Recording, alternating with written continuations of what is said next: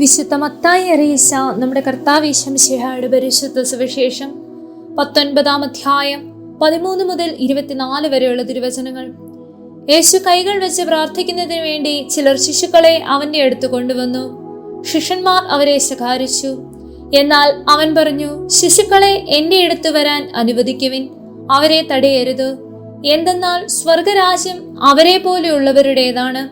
അവൻ അവരുടെ മേൽ കൈകൾ വെച്ച ശേഷം അവിടെ നിന്ന് പോയി. ഒരാൾ അവനെ സമീപിച്ച് ചോദിച്ചു, ഗുരു, നിത്യജീവൻ പ്രാപിക്കാൻ ഞാൻ എന്ത് നന്മയാണ് പ്രവർത്തിക്കേണ്ടത്? അവൻ പറഞ്ഞു, നന്മയെപ്പറ്റി നീ എന്നോട് ചോദിക്കുന്നത് എന്തിന്? നല്ലവൻ ഒരുവൻ മാത്രം. ജീവനിൽ പ്രവേശിക്കാൻ അഭിലഷിക്കുന്നെങ്കിൽ പ്രമാണങ്ങൾ അനുസരിക്കുക. അവൻ ചോദിച്ചു, ഏതെല്ലാം?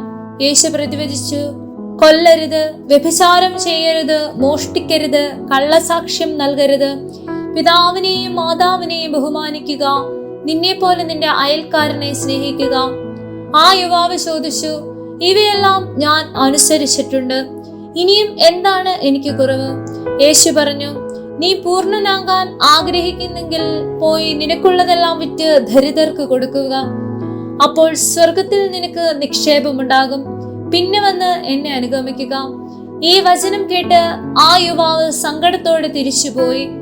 അവന് വളരെയേറെ സമ്പത്തുണ്ടായിരുന്നു.